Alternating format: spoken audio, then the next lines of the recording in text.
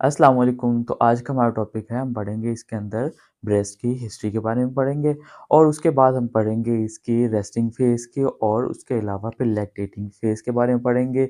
मतलब कि जिसके अंदर प्रेगनेंसी के बाद लैक्टेशन स्टार्ट होती है वो पढ़ेंगे और बिफ़ोर प्रेगनेंसी जो है वो स्ट्रक्चर्स क्या होंगे उनके बारे में पढ़ेंगे।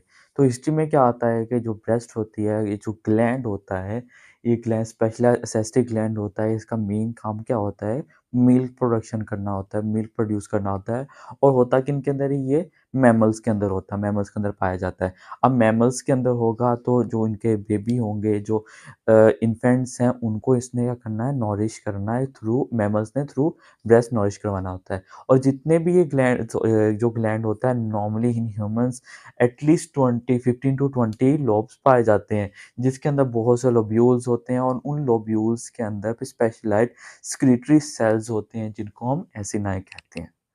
तो ये तो हिस्ट्री थी। अब हम देख लेते हैं कि जो बिफ़ोर प्रेगनेंसी जो है अगर जो स्ट्रक्चर्स है वो क्या होंगे और लैक्टेटिंग फ़ेज़ जो है उसमें क्या डिफ़रेंस क्या है। जो रेस्टिंग फ़ेज़ होता है, रेस्टिंग फ़ेज़ जो है अडल्ट फीमेल्स के अंदर प्यूबर्टी के बाद जो ब्रेस्ट की डेवलपमेंट होगी, डेवलपमेंट के बाद उसके अंदर क्या-क्या स्ट्रक्चर्स पाए जाएँगे वो देखते हैं। तो इसके अंदर जो ब्रेस्ट होती है उसमें क्या होगा, जो ग्लैंड होगा उसके अंदर क्या-क्या चीज़ पाई जाएँगी, मेनली इसके अंदर डक्ट्स पाए जाते हैं।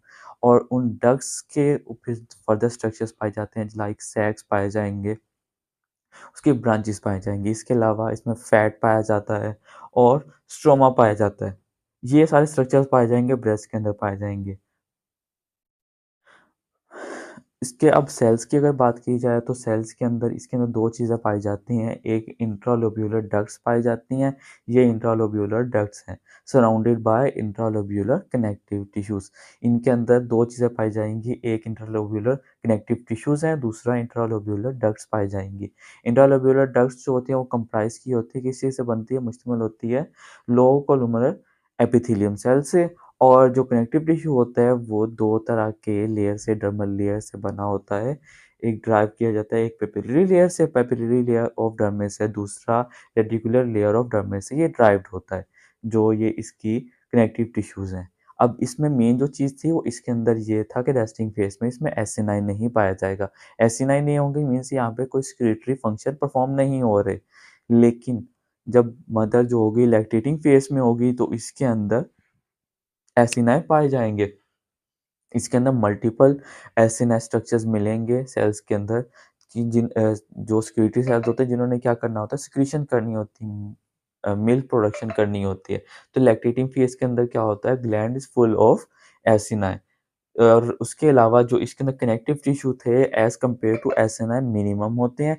इवन के सेकेंडरी क्या है इंट्रालोब्यूलर डक्ट्स जो हैं वो एज़ कम्पेयर टू एसिनाई कम होते हैं। लाइक एसिनाई बहुत ज़्यादा अमाउंट में होंगे। इसमें मेसो एपिथेलियल सेल्स पाए जाएँगे और सेक्रेटरी सेल एसिनाई पाए जाते हैं।